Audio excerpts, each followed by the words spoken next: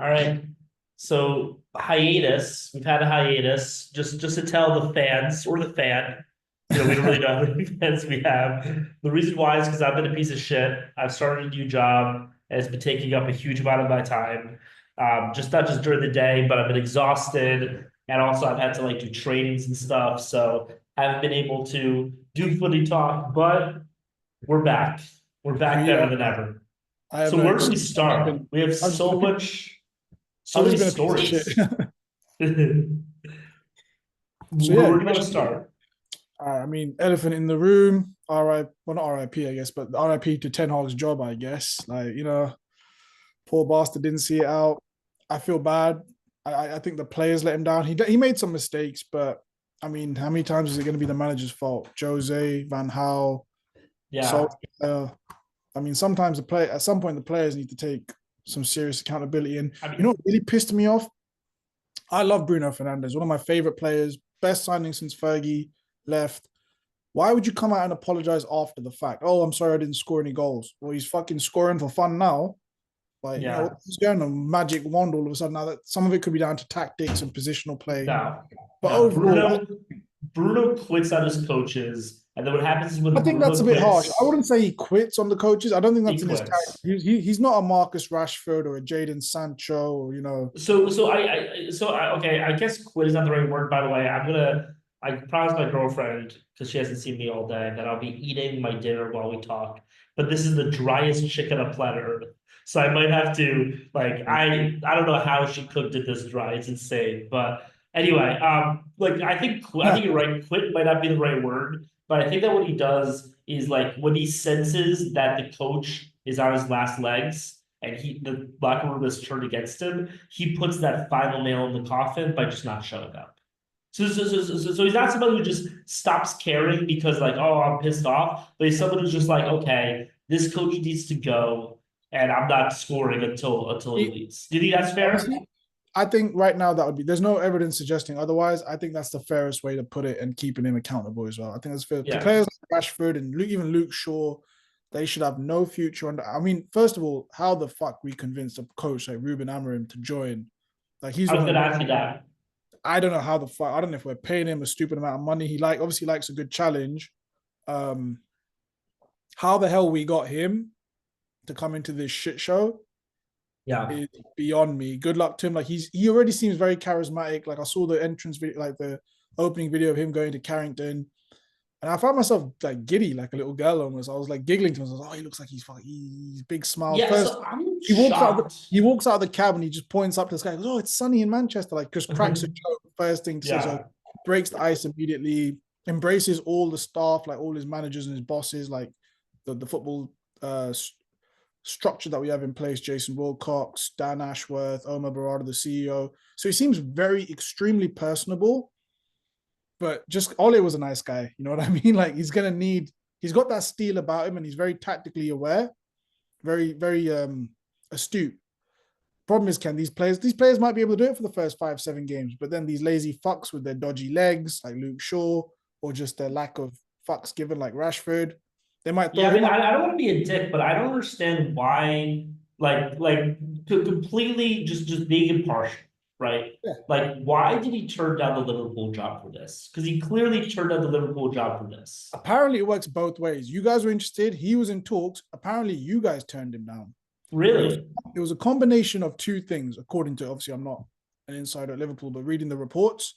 One was the formation, the three at the back. They felt it was too disruptive to what you guys were playing under Klopp and the system. Because the way Liverpool's run is from the first team down to like the under 19s, under It's all 18s, the you play same, the yeah. same system so that Barcelona. so when they assimilate to the next level of age group or whatever, the next stage of the football hierarchy, the players don't have to learn new tactics. They know what their position should be in their job. His Yeah, formation is very different. His style of play is very different to that Gegen pressing Jurgen all action style. Arnie's yeah. is also different, but he still plays four at the back, and his is a bit more controlled chaos as opposed to the full metal football that Jurgen played. Yeah, I So mean, the thing about Liverpool, though, although I'm gonna say this and then I'm going to. So this statement was true in May. It's not true anymore. The thing about Liverpool is that Liverpool played three in the back. Like, I'm sorry, we played three in the back. Like you actually watch the games, you actually watch the football. Like we have three players in the back, and Trent Alexander-Arnold is playing midfield. Like people don't know for some reason we were all living under this lie, right? It was like Big Brother type of lie, right? Like we're like, the sun is yellow, but we're all saying it's green. We're all saying that Trent Alexander is a right back, but he's not. We were playing three back. However, Artie Slot has turned Trent Alexander-Arnold into a pretty good defender. Is he like, is he Andy Robertson? No. But like, is he now a serviceable right back? Yeah, I don't think anybody's been calling for his job this year at all, Trent Alexander-Arnold. There's actually talks of the contract talks stalling, and he might be flirting with Madrid on a free transfer. I would love that personally as a United fan. I'd love to see him in Madrid. That was it during the summer. But like Arnie Slot It's with stoked up. all the contracts has just kind of said, let's see how it goes. I mean, Virgil van Dijk doesn't have a contract. No, but he's in talks. Van Dijk said they've opened talks with him. Yeah. Salah's form, obviously, they're going to start opening talks if they haven't already with him. Trent is the one that they're saying. I mean, these newspaper reports. 1 week it's stalled, next week he's signed. Like we can never trust like what's coming out. Yeah. Liverpool, they run quite tight ship, so I don't think that's going to be a problem. But I think so. The second thing with Amorim was first was formation. The second was the compensation. You had that release clause of 10 million euros. We offered to pay it. You guys apparently didn't. West Ham didn't either. So that was a two sticky point. So I do appreciate that he was linked with the Liverpool job. He was linked with replacing Pep Guardiola if he left. And what's interesting is Tixi Bergestrin at City, the CEO that got Guardiola there, he's leaving this summer. His replacement, would you believe, is Hugo Viana at Sporting. So Ruben Amorim's CEO is going to City. He's going to United. It's very interesting how that's worked out. Yeah, I mean, the Portuguese league is kind of like a feeder league for the EPL and La Liga. Primarily for EPL though. Great managers, great players have come from there. And I think the one thing that people have forgotten, I didn't even know this at the time, I only found out the day ago or two ago, is when Mourinho was at United in 2018, Amorim came and did an apprenticeship under him. He did an internship at United for a little while. And Mourinho's his idol. So United kind of have a soft spot in terms of the league. It could have been as easy, it could have been Chelsea if he was at Chelsea at the time, or Spurs. It just happened to be United. So that's kind of endeared us a little bit more to him, which, again, I'm all for it.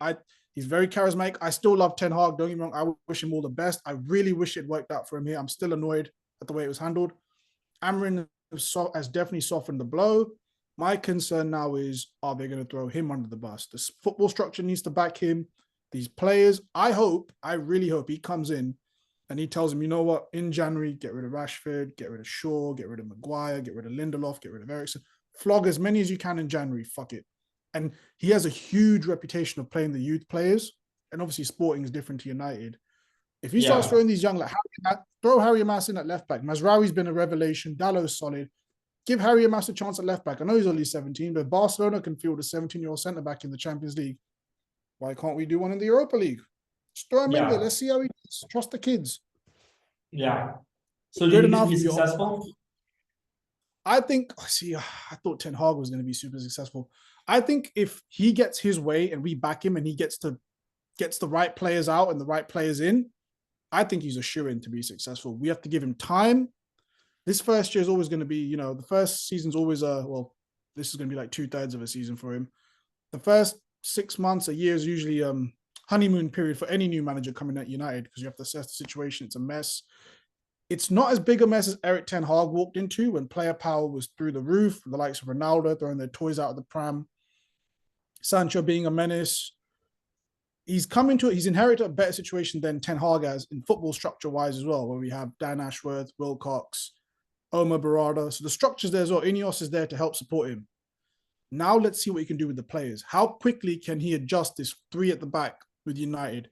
What's going to help him massively is that young 18-year-old centre-back from Lille, potential future superstar in Lenny Euro, should be fit for his first game.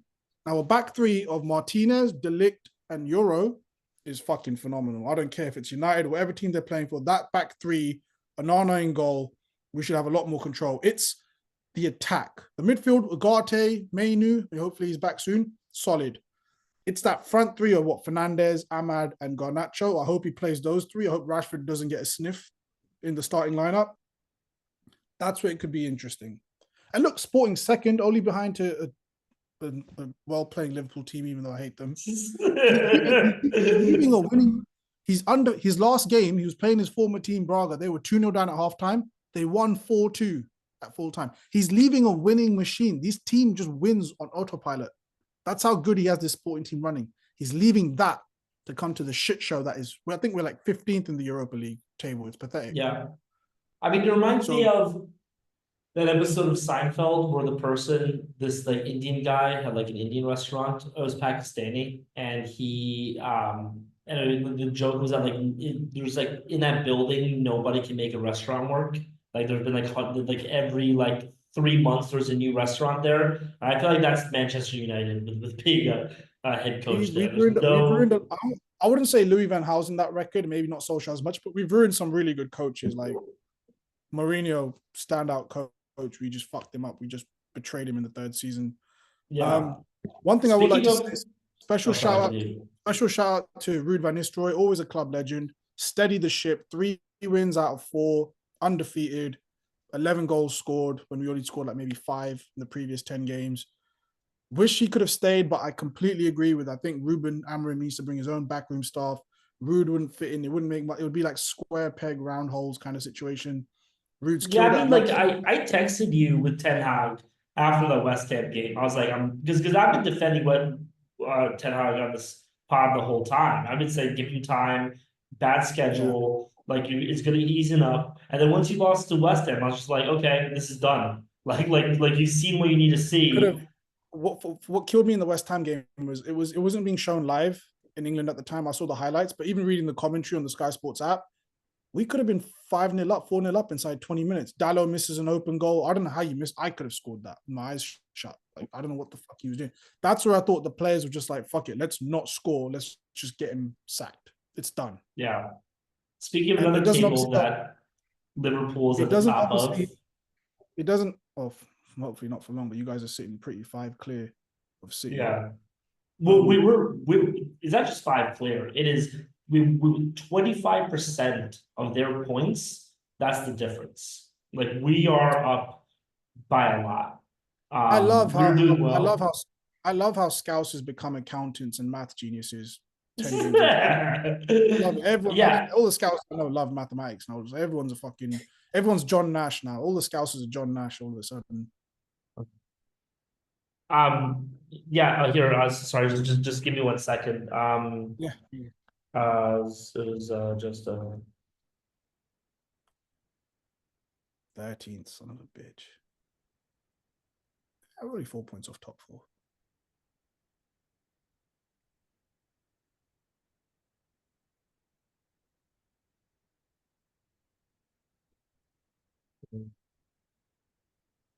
this job is just taking all my fucking time. Yeah. You're all right, bro. But it's good. Pay a lot, so anyway, Get that money. I think I told those.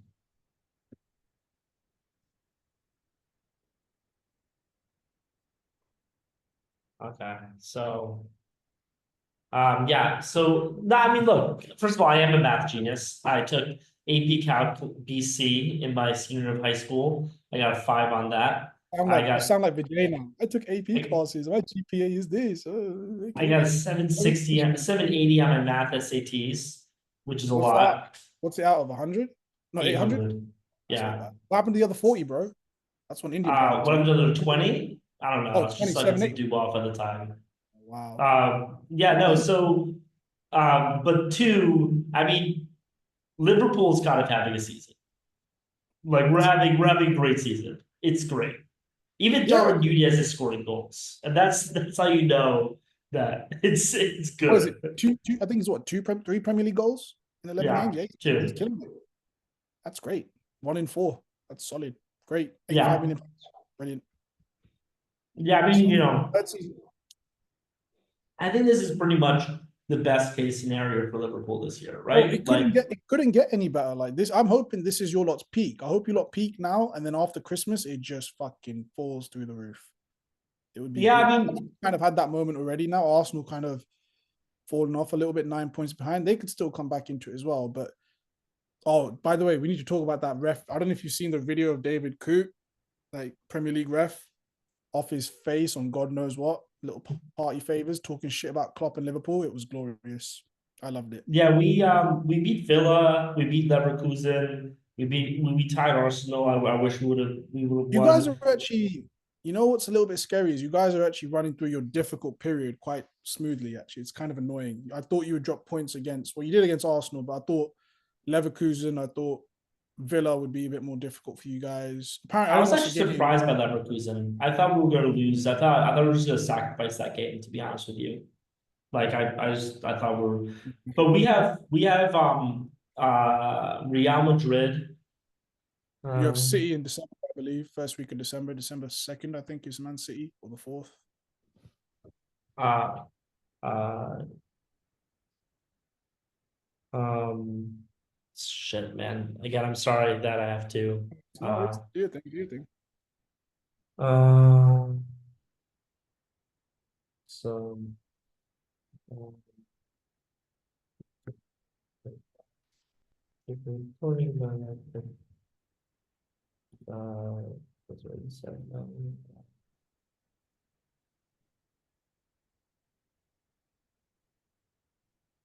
This week, I think he said, Wednesday. Ah, Anyway, this is gonna happen a couple more times. Just letting you know. You're right, you're right. Um, yeah. So, yeah, I mean, we kind of have a perfect season. Mo Salah is obviously doing incredibly well. Curtis Jones, I mean, Curtis Jones is never going to be a star, but like he is a serviceable midfielder. Like, I mean, What are you, what are your thoughts on Sabot's? I've been speaking to a few fans, and they're kind of turning on him already, which I think is a bit of a shocker. I think he's a solid player. He might be having a bit of a tough time, might be carrying an injury. He's played a lot of football in the last 12 months. Captain of Hungary, yeah, games we got last year. I think he's a brilliant player, but apparently he hasn't played. He hasn't started the last 3 games. People are thinking Jones is better. I find that a little bit hard to believe, but I'm surprised to hear fans already not turning on him, but just kind of like, not really giving him his flowers. uh, again, sorry. I Yeah, no really worries, no worries. for the fans at home, we're just gonna like edit some. I'm not gonna edit this stuff. Nah, power No, through I'm it. We not don't gonna. edit. We just show this full raw We don't uncut. edit. We just go. You know what? How about this? Man, you go for 45 seconds while Oh I yeah, do I this. mean, Ruud van Nistelrooy, like I said, huge thank you to him. Hope he comes back. Amarim, that 3 at the back system. Rashford, I just that attack. I don't know how that front 3, how he's going to get them scoring. Hoyland's low on confidence. Bruno up there. Ahmad is What's fine. the formation? It's a 3-4-3, but in the middle it can change a wee bit. It can be like a 3-4-2-1. So I think it's one of those formations you enjoy playing in FIFA. Sometimes maybe even a 3-5-2. It depends how we attack, the type of players we have. I was completely against 3 at the back. I don't like it. I think it sends the wrong message. But his 3 at the back is very different to Gareth Southgate's 3 at the back. So I've only ever seen Maguire and them boys in the Southgate 3. I'm intrigued to see Yoro, Martinez, and Delict in a Ruben Amorim 3 at the back. So wait, you're not a fan of three at the back in general? No, I'm a traditionalist. For me, it's always been 4. It should be 4. Your two fullbacks, your 2 centre backs. I can adapt. Hey, shit. I mean, it's been 11 years of crap football, 12 years of shit. If it gets us a title and we get to see some exciting football, fuck it, play 3 at the back. I think it depends on the manager for me. Like if it's a Southgate 3, like I said, you know what you're gonna get. Dog shit.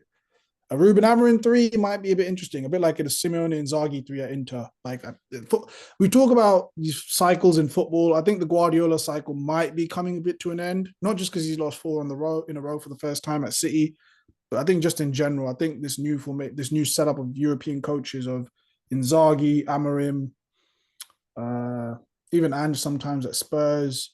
There's 3 at the back, the flying wing backs. Conte did it at Chelsea. He's now changed. Conte's gone at Napoli from a 3 at the back to a 4 at the back and playing Yeah, I more was narrow surprised by down. that. It's working wonders for him, and it's great to see him adapt. But it's the reason it didn't work at Spurs. His fullbacks at Spurs couldn't do the job of the wing back player when you're playing the 4 in the middle and the 3 at the back. At Napoli, he's playing McTominay side by side next to Lukaku, and they're just going straight down the middle. They're not even a touch in the wings. and they're fucking top of the table. They're killing it. So Is power to him. Lukaku fast again, or is he like I mean, 800 he's pounds? always. I think he's lost the weight a little bit. He's always Yeah, been. He's always had reasonable speed, but I think in Italian league he'll always look faster. Like Premier League is always that's 100 miles. true.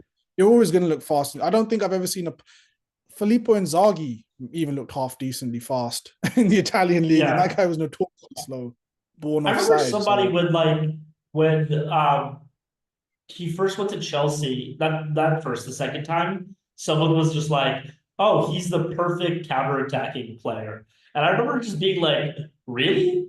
Is he? Is he? he looks, Are you yeah, sure about that? Is he really the perfect counter? Like, because I feel like the most important thing about counterattack is speed, and like he yeah. does not have that. Like, Speed what are you and talking about? more than speed, it's his lack of touch. Always had horrendous touch. His touch has been useless since his West Brom, Everton, even his United days. His first touch was horrendous. But in Italian league, when you have that much space and time and the lack of pace, anyone can look phenomenal. Like, Yeah, I mean, he's mainly just getting into a fist fight with the center backs. That's like that's like what you need to be able to do in the Italian league. yeah, Yeah. So so one thing that surprised me is that Leverkusen is fourth. They're I'm not a little 12 bit. points back. I'm not surprised. I think it was always a big. I think it was a combination of them having an unbelievable season, and we'll get to this point in a second because I have some comments about the Ballon d'Or actually and the general ceremony, Oh yeah, we definitely have to not cover just that. Rodri, but the general ceremony in Madrid's lack of class as well. Um, Horrible. not just because of anything. I'll bring something up in a second. Remind me if I forget. But so Leverkusen, phenomenal season, first time in their history winning it, and everyone was talking about the players they kept. Like they didn't lose too many players to other clubs. They didn't really bring anyone in either, unless I'm maybe one or two, but nothing spectacular to like really change the thing. Where you have teams like Bayern, Leipzig, even Dortmund that are going to add quality to the thing, to their teams. So I'm not surprised by Leverkusen. I am surprised by Munich, Bayern Munich. I'm sure they're near the top, probably a point or two, maybe goal difference separating them and Leipzig. But Bayern Harry for me Kane's are just, first trophy. dude, they're turning into Tottenham. Eric Dyer, Harry Kane. They now have issues at fullback. They had some injuries, and they let Yeah, Musa Mazraoui come to United for 15 million, who looks like a fucking steal. That guy gives you yeah, 7 out of 10 every game. Plays left, plays on yeah. the right. He was a fucking number 10 a couple matches ago in Ten Hag's one of his last few games. Bless you. There we Yeah, I go. mean, so I definitely want to cover the Ballon d'Or. Like the thing is, we've been on for so long, I can't even remember what storylines we've missed. But like, there's this thing that I haven't listened. happened. There's like a thing that I saw about American football, which is that Okay. teams who win games with under 7 points, which is a touchdown, like their Right. win percentage in those games always regresses to the mean. So, for example, like you'll have a team who goes like 12-4, right? I mean, what's the block? I think it's like 12-5 now, right? But let's say Mhm. 8 of their games are under 7 points, right? And they're Right. 7-1 in those games. What happens is everyone thinks, oh, these guys are just really good in close games. But in reality, it's just those games are just a flip of the coin more often than not. And so what happens is the next season, that team that went 12-5 now goes, 9-8 because Mhm. that is regressing to the mean. All that to say is I think that when it comes to teams that win in the last 30 minutes, I'm wondering if there's a similar thing at play there. And I'm saying this as a Liverpool fan, our team, I was about to say because you are the guys gods at it. But majority like, of your goals, majority of your wins this season have come in the last 30 minutes of Premier League games. yeah, and I'm I think they wondering if did the there's a last little bit started. of that regression there with like Bayern Leverkusen, because like last year there were the cardiac kids, Yeah, but you're this right. No, you're year right. They were. Mm. they're I just think teams are not being also, able to pull those off. I think it being Alonso's first proper season there, full season, and just his tactical nous and the players, it's a bit like when Leicester won the league as well. Like when a team comes out of the water and just blows everyone out of the water, comes out strong in the first season. If you don't change too much or too many players, you can get found out. For me, I always find it, you Yeah, don't want to play a burst onto the scene. Like when Kobe Mainu, even now he's killing it, right? His first season last year, smashed it. he may not have as much of a productive season this year because players double up on him. They know how he moves. They know he may be 18, 19, but he's fucking dangerous. We've got to keep an eye on this one.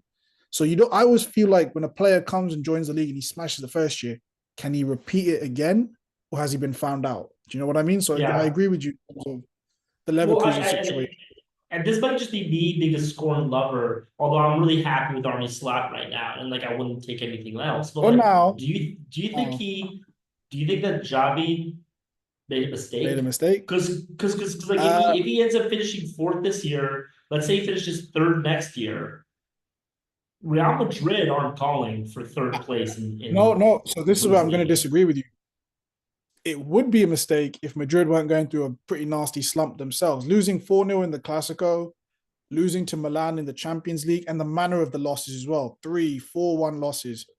The Madrid team is fucking the fans, the club is unforgiving. They want a lot of people want Ancelotti's head, which is fucking insane if you go back 3-4 months ago. For me, Xabi If Alonso you're can do what no wrong.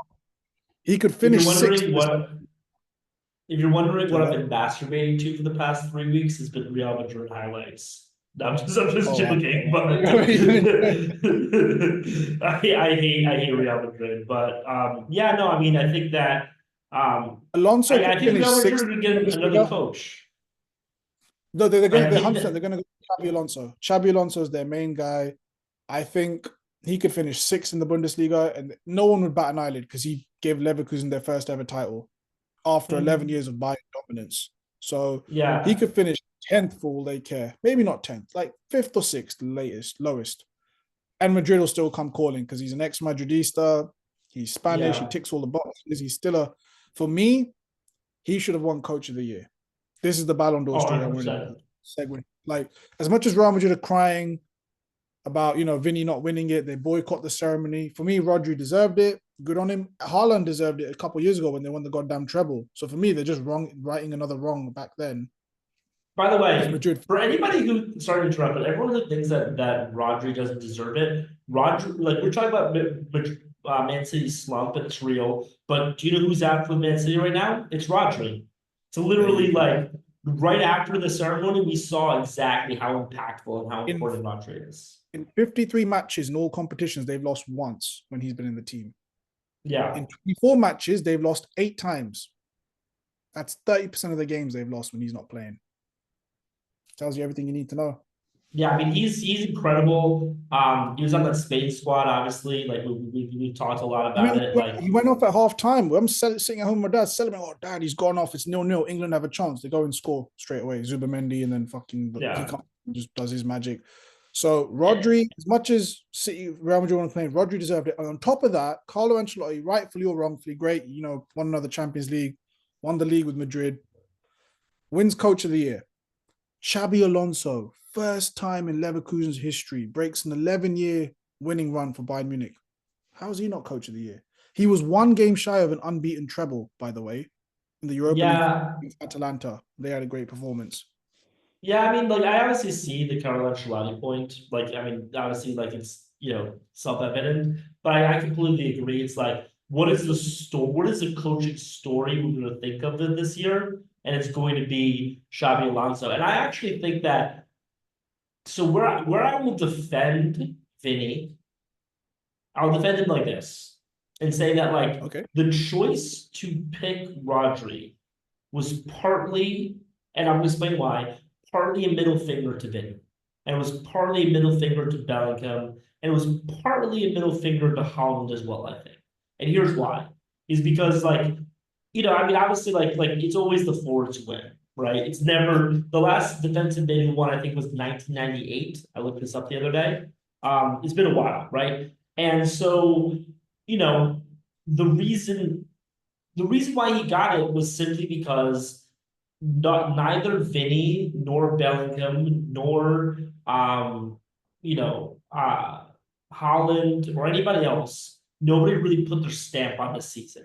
Nobody really made this season theirs. The way that Holland should have won 2 years ago, and I still think he Yep. was robbed of that. I Crazy. will say that Crazy. until the grave. That was Holland's season 2 years ago was one of the greatest seasons any professional Ever football seen. player Yeah. has ever Legend. had. Treble, 60 Like, plus goals, debut season. treble, 60 plus goals. There have only been 8 trebles. He's one of them. And then not only that, I mean, as we know, City has been struck, has never won a Champions League before. Pep has been with City for what, 8 years without winning a Champions League? Like, so it's not just, with a lot of players, you could say it's the team. It clearly was putting Erling Haaland on Manchester City got them to that success, right? Yeah. But anyway, the point is nobody had that this season, right? There's nobody, and then like I think you and I were talking about it, and Bob, we were talking about it, was like, okay, this is going to be an international competition where it's like if Yeah. somebody can put their stamp on the Euros, or if Vinny can do some great stuff in CONMEBOL, then fine, we'll give it to them. But nobody did that. Bellingham, I mean, he had some cool moments, but he really didn't take that over. He didn't win. Vinny, I think Brazil, I wasn't really following it, but I think they got knocked out in the semis, right? Is that true? By Agate's Uruguay team. Yeah, exactly. So that's Yeah. pathetic. Like South America should go to Argentina or Brazil every single year. That's just how it goes, right?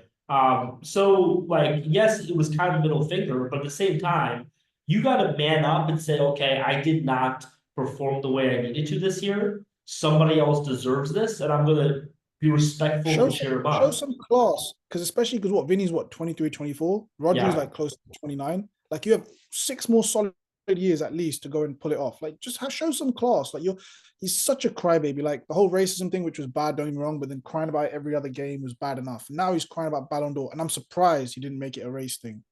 I'm surprised. I'll be shocked and I'll say, "Oh, Rodri's Spanish, Rodri's European. That's why he got it." Just man the fuck up. And you know what? There's even talks. I don't know how true it is that he's thinking about his position at Real Madrid, whether he needs to move to another club to win the Ballon d'Or. Like you fucking idiot. Like this is the club. There's no other club you're going to get a chance at. Madrid are like the mob when it comes to Ballon d'Or. It's usually going to end up with them. I will say though that like, and this is like why for me, if I was a voter, I would never vote for Vinny or Bellingham, is that unless they have a magical season, unless they have an insane season, like I'm not voting for them. It's like, okay, you're Real Madrid. Like if you win La Liga and you get to semis or even win the Champions League, it's like that's expected. Like that's just it's the curse of being the biggest club. Like as much as you say, oh, they're the biggest club, they're amazing. That's the baseline for you guys. You do not get as much individual credit for their success. Like that's just how it's gonna go. And I mean, and I think that like with that Real Madrid squad, it's like, yeah, Vinny showed up, but so did Bellingham, so did Toni Kroos, so did the entire squad. So it's like, why should he go to you over Danny Carvajal, who's the reason why they won that final, as we were talking about? The first goal, yeah. So yeah, I mean, also, one thing with Vinny, right, is that Vinny talks about race way more than anybody else. So if there's actually this huge race problem in football, players had it way worse in the 70s, 80s. I'm not excusing it, but I'm just saying they had it way worse in the 80s. The likes of Ruud Gullit, Frank Rijkaard in the Netherlands, like they just cracked on. Like, fuck it, you guys don't talk this shit. We're just gonna go show you like why we're that much better. Fuck you. Dani Alves had a banana thrown at him. He picked up the banana and he ate it in front of the fans. That was fucking brilliant.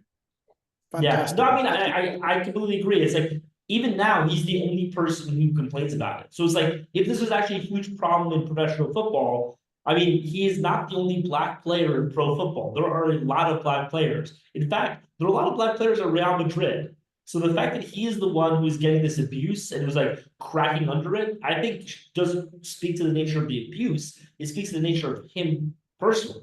And again, I mean, we've also talked about this. Like, I don't support racism, but I think that for his sake, a lot of fans. For his sake, for his own mental health and all that bullshit, I pray. Hate that shit. No, if it's a thing, it's a thing. I get it, but too many people use it as a crux. Like, if I pray for his sake, it'd be so funny actually. Let's say he gets pissed off at Real Madrid, I didn't win the Ballon d'Or. It'd be hilarious if he moved to Syria, to Italy, because they are racist as fuck out there. Oh yeah, hard way. Like, he's gonna hear some shit there, and I'd love to see how he handles it there. Then, I mean, Italians in general. I'm just saying, from the fan stories that you've heard the stories of Lukaku. Like, he went there and he had a tough time, and he's pretty thick-skinned, to be fair to him. So, Vinny, don't go to Syria. Not the move. Yeah, or even do that. Yeah, Syria is the worst because, like, if you think about England, Germany, and Spain, they're all like very progressive, like, soft hands, soft touch type countries. It's just like the whole country, right? Like, countries of pussies, really. Go to Italy. That's not the culture. That's not. You have a bunch of old, 65-year-old Italian grandpas named Giacomo who fought alongside the Nazis in World War II and are not apologetic about it and are going to like say some terrible shit to you. So yeah, don't go to Italy. I mean, it's funny because you see Vinny in Serie A, you talk about pace. He'll run the whole lap of the field and score goals, score 5 goals every game. But he won't enjoy his time there with the way the fans are there for sure. Yeah, But I mean, yeah, you look at Osimhen. Like Osimhen, like he looked like a golden Greek. He looked like Ronaldo at Napoli, and he like still misses. Yeah, he missed a lot of chances. Even Napoli, but now you're looking at Galatasaray, not looking as hot. I know a lot of United fans were saying, "Oh, we should have got him in. He was reasonably cheap. We could have got that." But I think we dodged the bullet. Not that do, do you Xerxes. know do you know who I want to see in the EPL? Vlahovic. I think he'd be really good in the EPL. He's an interesting one. Arsenal have been linked for a while. He's an interesting one because I see him miss killer chances, but then he'll still bury absolute dimes as well. So I don't know with him. The jury's still out with him at Juve. I mean, he's not nearly at the caliber of him, but he's kind of a striker that reminds me of Inzaghi. Like he's that type He's a of, poacher for sure. He'll get them like poaching goals and little neat, cute little finishes, but he'll miss yeah. sitters as well. Like interesting with him. He's still young, mind you, reasonably young, so he has time. I It's not what easy. 25. 24, 25. It's Okay. not easy. Juve is not what they used to be. It's not easy at Juve right now. Inter are just playing very interesting football. Universal players. Their centre backs go up to this midfield strike position. The midfielders tuck in and play the ball from deep. Simone Inzaghi, I'm not a huge fan of his, but just what he's doing at Inter is it's glorious to watch. It's a very interesting Yeah. experiment. I'm enjoying watching So it. we covered the Ballon d'Or. We covered how Liverpool is the greatest team of all time. We covered how Man was struggling. What are the big storylines that we missed this time? Arsenal, man, what's going on at Arsenal? What do we think is going to happen there? They've fallen off a bit. They got a draw at Chelsea at the Bridge, never a bad result, but 9 points off you It's a bad guys. result. Are they out? Are they out of the title race? What do we think? Yeah, I think so. I mean, Arsenal always like Arsenal always do really well at the beginning of the season and then do terrible at the end of the They season. bottle So it if in they're March, doing April, only November. They do the Christmas has come early for them. Like it's not March, April. Why are they bottling it now? yeah, so let's share. Let's look at this Premier League table. So this is Oh, something that you and I disagree about. So I'm going to talk. We're going to talk about that. Oh, they're in fourth right now. they are, but Yeah, for as bad as we've been, we're only 4 points behind them. hey, really? It's insane. Yeah, you're 4 points behind. I think Nottingham Forest or Brighton are going to end up in the top four. I think this is the year. Impossible.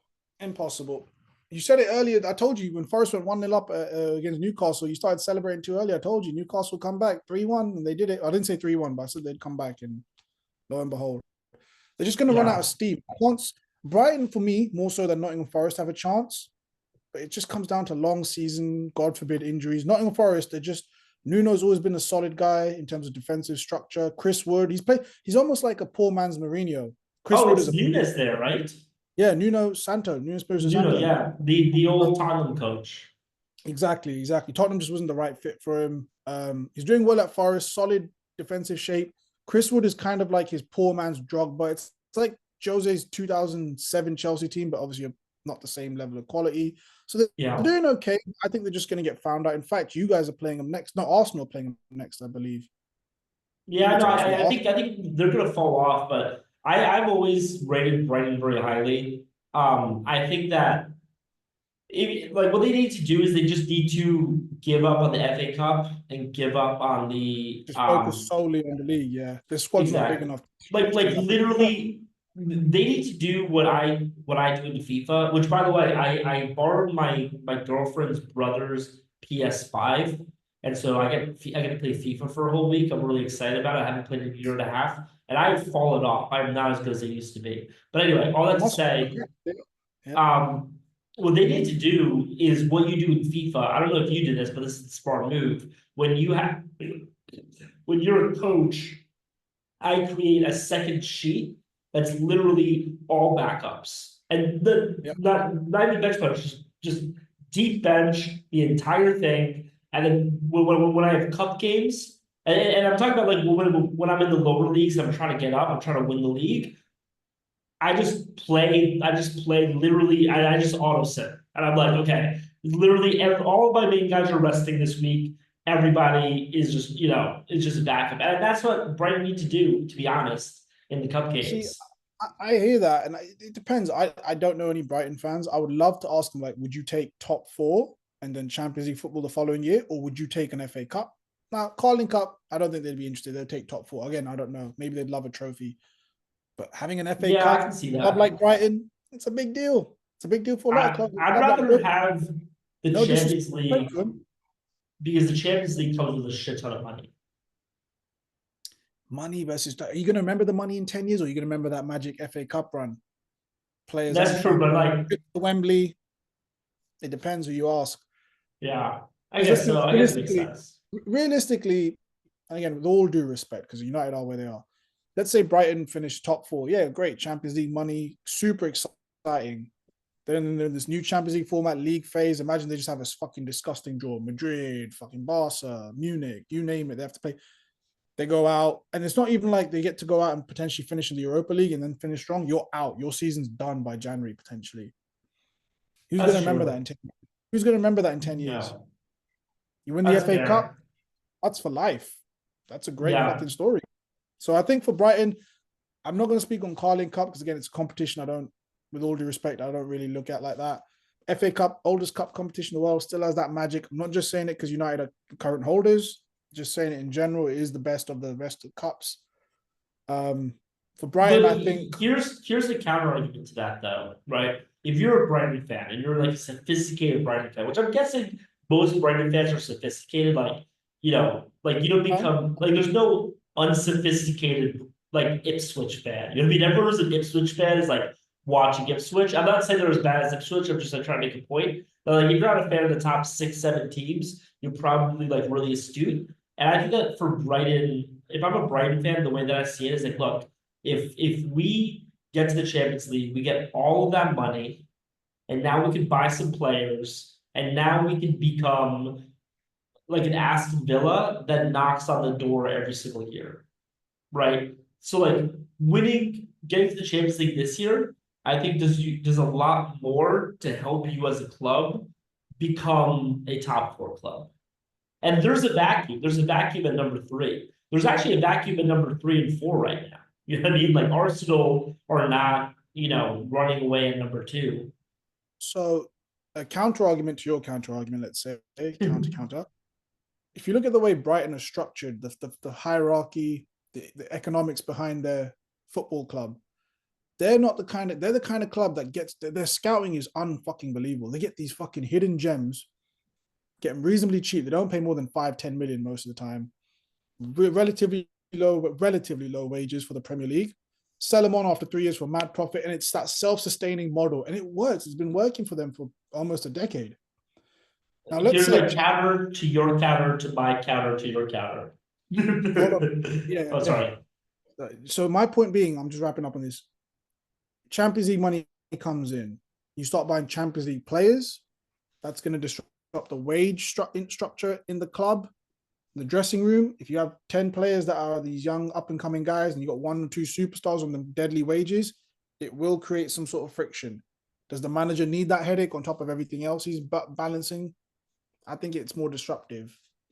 So here's the question, I guess, for Brighton is that are you a Borussia Dortmund that is perpetually selling players, right? It's just there to make the owner money. And to be honest, if I'm a Dortmund fan, I'm kind of pissed about that. But that's not here or there. Like that's why I'll never be a Dortmund fan. It's just like you guys clearly never want to win.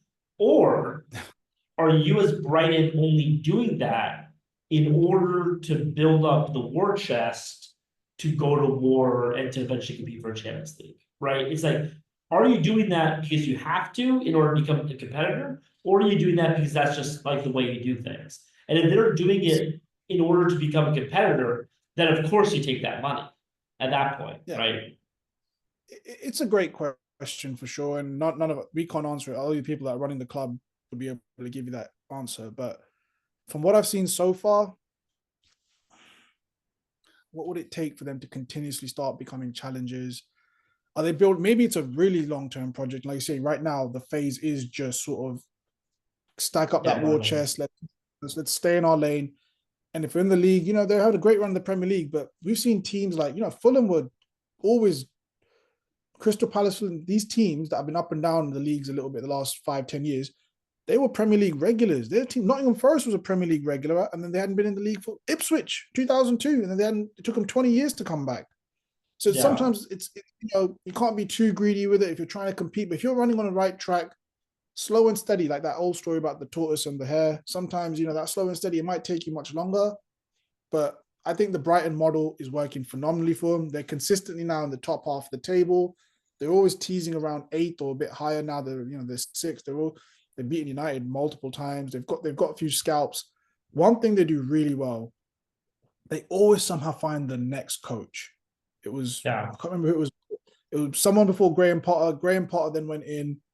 Then Graham Potter left. They got De Zerbi, who had a fucking worldie of a time. And you're thinking, God, De Zerbi's going to Marseille. What the hell are they going to do? They bring some 33-year-old German kid named Herzler. How's he going to yeah. start? How's he going to the model from the top down, the whole infrastructure, the way Liverpool knew that Arne Slot was going to be the right kind of guy for them, this data-driven models, this and that. I think Brighton are the best run club in the league, bar none, in terms of basic football structure, intelligence, economics of play. I think they've been the best run club for fucking years. They just know it's their lane. They know how it works. Will they win the league? No. They sure as shit won't get relegated. And they're not like these middle Yeah. table teams. They're progressively getting better and better. And they, for me, alongside Tottenham and a few other teams, maybe probably Tottenham and them, as a neutral, the best team to watch play. They just fucking go for it, man. It's brilliant. It's a It's a lot of real club, fun. a real team of 11. It's not individuals. It's a collective team of 11. That's where I think, again, to your argument of Champions League football, Champions League players, when you're a unit of 11, will those 2, 3 superstars work as hard as the other 8? Do you know what I mean? It can disrupt as much as it can help. Yeah. No, that's a good point. Oh, by the way, I need to give you the F1 update because like the Yeah, I coolest. was going to ask you. So one of the coolest things happened in F1.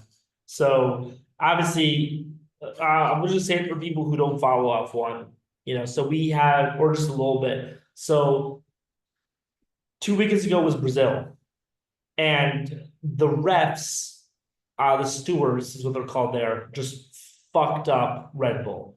Like it was so like I don't like I don't like to accuse them of cheating because that's a McLaren thing to do, but they were cheating. So like so in racing there's a thing called the safety car, and they have a virtual Right. Yeah, safety car, yeah, right?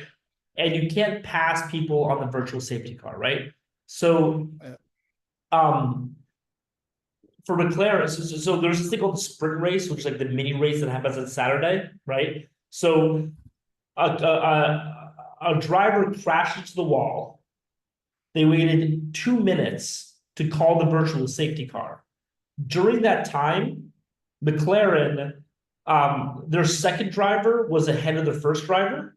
So during that time, they were able to swap their drivers so that the driver who's competing with Max Verstappen can get more points, right? During That's those smart. two That's smart. minutes, 2 minutes, literally, this guy was outside of his car walking. Like he could have died, right? So during those 2 minutes, didn't call the virtual safety car. Then, literally, right after they swapped positions, the Cool. stewards called the safety car. But not only that, they called it for 3 laps. And then they called it back on the last lap.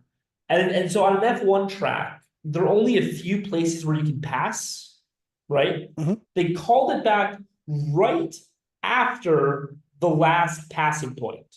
So Oh, so it's Max impossible for them couldn't to. Uh, couldn't get past.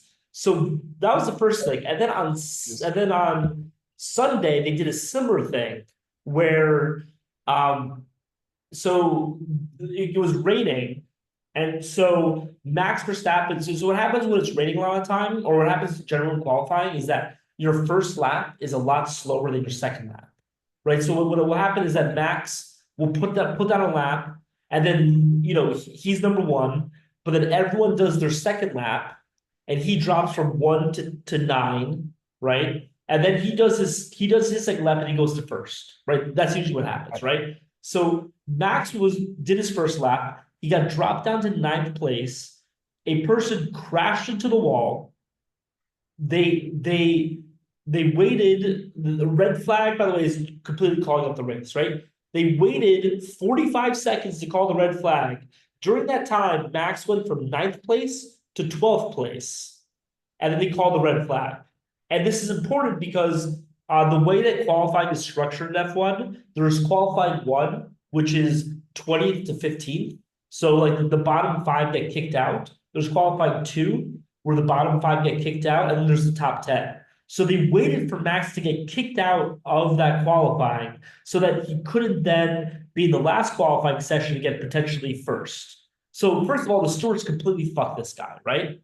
Anyway, he then, after qualifying 12th, took a five spot penalty for changing his engine.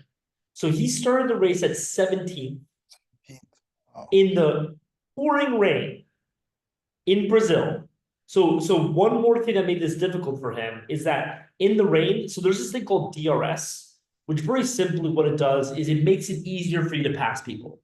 Because they had situations before people got fucked because they couldn't pass somebody. So it makes it easier. If you're a good driver and you have DRS, you can easily pass a bad driver, right?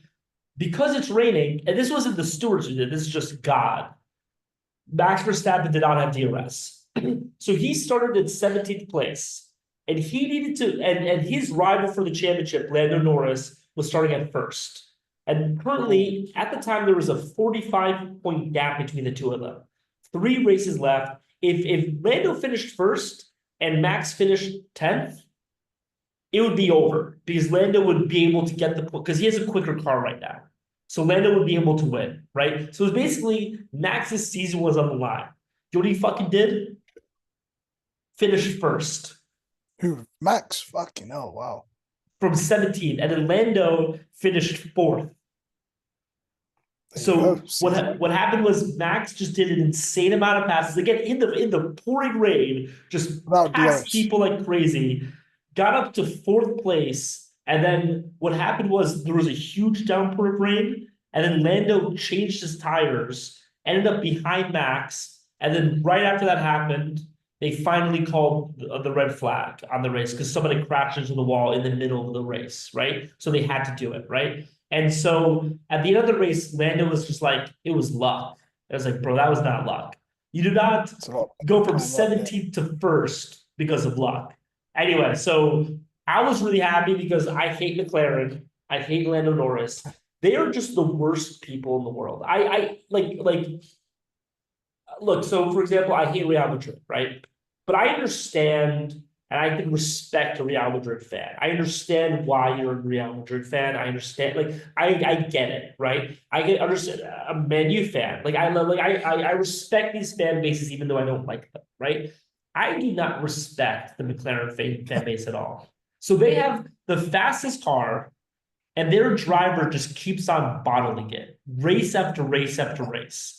And then he cries. These guys have had the fastest car all season, and they literally have spent the entire season crying about Red Bull having an unfair advantage. It's like, dude, your car is the fastest.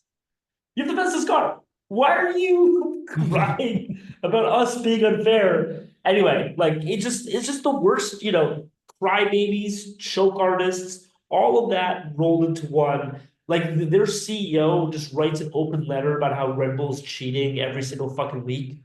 And it's just like, dude, just like it's pathetic. It's pathetic. Anyway, so I have no respect for McLaren. I have no respect for Lando Norris. I have no respect for them as a club or a motherfucking crew. Okay. Fuck you. Fuck McLaren. And we saw like Max Verstappen had like a godlike performance this week. And that's something that Lando Norris isn't capable of because he's a little cunt.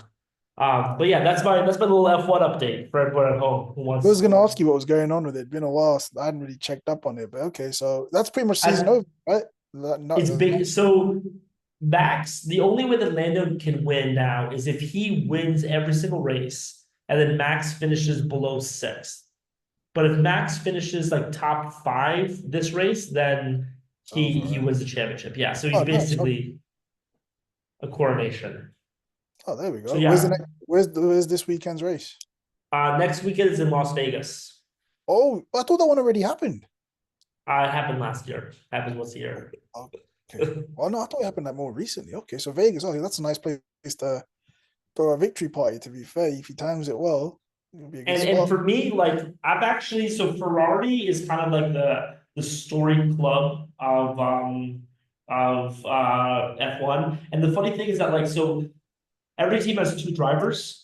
Our second driver, Checo, sucks. And so literally Max has basically recruited this guy Charles Leclerc, who drives for Ferrari, who's basically his I've heard the teammate name. now. Like they've been working as teammates. Like literally, Charles Leclerc will give Max positions sometimes, and Max will give Charles What, positions. even though he's still at Ferrari? They're on different teams, but they're like, hey, Crazy. That's an and interest. That's interesting. It's a bit there's of basically collusion. a tacit agreement between Red Bull and Ferrari, which is that so there are two titles. There's Constructors Cup Right. and Yeah. Yeah. there's Drivers Cup. Drivers' Championship. Yeah. Our tacit agreement is that look, Max wins drivers, Ferrari wins constructors. And like I'm perfectly fine with Ferrari winning constructors. They're fine with Max winning drivers, and that's kind of what it is. So the funny thing is that 3 weeks ago in Austin, the two Oh, Ferraris it were was in right. Austin. You guys had two Yeah, races. Apologies. That's what it was. There was in we have Austin. three in Oh, you had Miami three. also. So I think it was so at the time it was Max was first, Carlos was second, Charlotte there was third, and then it was fourth.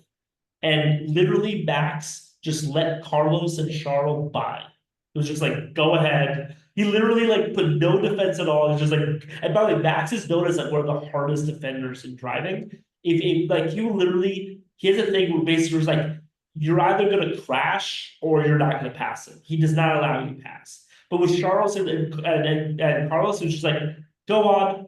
Because he was just like, look, I want you guys to win the constructors. I want me to win the drivers. And if Lando is stuck behind So, me, it makes it easier for you. do you not think that kind of opens the door for McLaren's guy to start complaining? Then he might be complaining about the wrong thing, but this kind of collusion, anti-competition. I don't think it's anti-competition. It's just you're a little twat and everyone's sick of you. Do you know what I So, mean? so like, okay, so imagine, all right, imagine Liverpool City head to head for the title, right? And imagine City are playing like, I don't know, fucking Forest or whoever. And because Forest and Liverpool are have this like whatever, Forest, like, you know what, we're just gonna roll over. We're not gonna make it super easy, but we're kind of gonna roll over. You guys can beat us and you win the title, as opposed to trying your best. Like, we're not the Serie A, we're not the Calcio Poly scandal where Juve got caught cheating and all that with the refs Okay, and so that. so so, I want let's pure put this in competition. concrete terms. Let's put this in concrete terms, right? Let's say it was Liverpool. Let's say last match of the season was Liverpool and Arsenal, and Arsenal is 1 point behind City. The City match already happened. Oh wait, last match they always happen. So let's Always the say same, yeah. To Arsenal, avoid the yeah, situation to like avoid that, yeah. this, right? So let's say Arsenal's 1 point up on City, right? It's Liverpool versus Arsenal. City are playing like Ipswich, so they're gonna win, right? I would be 100%. I would want Liverpool's players to roll over and allow Arsenal to win. Yeah, I'd be 100% fine with that. Also, one thing you have to understand about F1 as a sport is that it's just part of the appeal of it is how corrupt it is. Okay. So there Like, is, okay, that's okay. actually part of what it is like you enjoy the like literally like Saudi Arabia has a race. You can't enjoy a sport where Saudi Arabia has a race without being okay with a little bit of corruption. You know what I There's going to be a mean? World Cup in Saudi soon enough. That's They true. are going to host the World Cup. So I think 2034 or 2030, one of those ones is going But to yeah, Saudi. so it's just so one last thing about F1, and then we can wrap up football as well. Because my girlfriend's gonna be really pissed at me. But she's gonna be pissed at me no matter what. So whatever. Is Make sure you tell her that the chicken is great. Make sure you tell her how yeah. delicious. Not good. What was I gonna say? Oh yeah, so next year it's looking like Red Bull are gonna be really bad. Like, because our car was amazing at the beginning of the year, and we have the third fastest car at best right now, and that's even stretching it. Can't they So, figure it out? I always find it strange how these cars just drop off. Like, what is well, it that they can't figure out? it's not the car that drops off, it's everyone else that gets faster. So every few races, every team brings upgrades to make their car faster. So if your team is Right. not upgrading your car as fast as everyone else, then your car drops off. At the risk of sounding stupid, I'm sure obviously these are well kept secrets between the teams, but can you not kind of sort of reverse engineer? If you see like Ferrari's cars fucking doing all sorts, these are still the similar sort of cars. All right, what the fuck do they have that we don't? How do we reverse engineer enough of it where we can sort of get shorten that distance, like So one of the bridge reasons the why gap? you can't do that is because there are different design philosophies in the cars. So it's kind of Okay, like taking a part from a Ford and putting it on a Mercedes. It's like, it's a different car. You know what I mean? Like, and, so like and they're structured differently. So it's like in order to get downforce on one, you would do a different thing in order to get downforce on another, right? very well explained. That makes sense because to the layman, to the naked eye, to me, all the cars look the same. So I assume they all follow the same sort of. Okay, that makes Yeah, more I sense. mean, there's some subtle differences, but those differences mean a lot, right? But yeah, so our car is probably gonna be in third this year, next year. That's just like the truth. Max is probably gonna end up in fifth place or something. However, all that to say, Lewis Hamilton, who is Yeah, tied for the most amount of championships with Michael I know Schumacher, Schumacher. No, is I going to hope. Ferrari next year. Oh, okay. And I actually will let's wait until like 5 to 10 races in. But if it turns out that like Red Bull just don't have it, I'm gonna be rooting for Lewis Hamilton in title. I think it'll be No, great. dude, no, we're gonna Um, be at heads then. We're gonna be at crosshairs then, because no, I don't want him to break that record. Fuck Lewis Hamilton. Fuck that well, shit. first of all, Max is gonna break the record no matter what. Like Max I is don't care if Max Max. breaks it. I don't want Hamilton to break it. I don't Yeah, want him to have another championship ever again. yeah. I mean, so Hamilton. The nice thing about Hamilton this year is that Hamilton has kind of been having Max's back in the media versus Lando Norris. So there's a lot of goodwill. Like the Red Bull, like the fan bases are always like really fickle, but we're kind of aligned right now with Ferrari and Mercedes, who in the past have been like our enemies.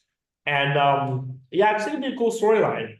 But obviously you don't want that to happen. But No. anyway, do we have Uh, any final football stories? we talked about Ballon d'Or, United, Liverpool, Arsenal's drop off, Chelsea looking okay, City drop off. Although City's not really a drop off, I think it's just Rodri being out. I'd That's rather they the have only their reason. blip. No, I'd rather they have their blip now. What was really funny was when Sporting were playing City, his last home game. I was like, I want Sporting to win. 1-0 win, 2-1. When I saw it, I was playing football at the time, so I saw the result afterwards. And I saw 4-1, I was actually annoyed for the simple fact that this man already has enough pressure as it is. Yeah, He beats Guardiola's team 4-1, and now they're going to be like, oh, this motherfucker has to succeed now. Like, surely he can fix everything. Like, there's a lot of still yeah. external variables. I'm being uncharacteristically gun shy at how happy I am with the appointment, even though, because A, I'm still annoyed at the Ten Hag situation, how they treated him. And B, I'd rather be very conservative in my approach, at least for now, even though I think he's brilliant. He's a brilliant coach. I I mean, think the last question we have to cover, I guess, is will Liverpool win the quadruple or will they create a third cup just for us to win the quintuple this year? Which one do you think it is? I want you to keep saying this because nothing makes me happier than Liverpool fans celebrating prematurely. It's Arsenal fans is great. Liverpool fans is just sweet. It's just too good. Yeah. And I do I have to want to get say, like, 2022. It's brilliant. I Please want do. us I want us to go all in on the Carabao Cup and win that this year. And then I think like, that's the fatal mistake. no, no, no, I here's personally why. gone. So currently we're kind of a shoe-in into the Champions League knockouts. We don't really have that tough of a schedule in the EPL for the rest of the year. So if we could win the Carabao Cup and have that tied up in January, then we have one domestic cup for a treble, right? And then we can just focus on Champions League and EPL. And yeah, we don't win the quadruple, but like we can reasonably say we have a treble. And that way the Carabao, like the domestic cup is not fucking up our international and our league title at the same time. You know what I So mean? I am of the theory, and I've held this theory ever since 2006. I personally think the Carabao Cup is cursed. I think there's a reason no one wins all four. United's best season that I've seen for as long as I can remember is when we used to get knocked out early in the Carabao Cup. We'd always end up with the league or the Champions League. Case in point, 2008, knocked out in the third round straight away by Coventry at Old Trafford. Everyone was laughing at 2022 us. Liverpool. I mean, Look at that. You guys wrapped it up. And I knew it. Literally. Man City. How many times have Man City won it? They won it 4 years on the trot and they kept bottling it in the Champions League those Wait, years. was there treble of an FA Cup? Yes. Oh, I forgot that. Okay. You know who won the Carabao Cup? We did. You And did. ever since we won that cup, Ten Hag's, you can look at the 8 games prior to the Carabao Cup win, and it was some of the best football I'd seen since Fergie. Ten Hag looked the part, we looked the part. 8 games prior to the Carling Cup final, Carabao Cup final, we were killing it. Ever since we won that goddamn trophy, it's been downhill. The whole It's that football superstition telling you, it killed us. We won it and we thought, oh, a good start. City go and win the rest. Completely fucked us up. All right, so I think we had a good week back. We'll connect again next week. I won't be as much of a little bitch. And yeah, it was great time. I enjoyed it. I'll stop recording.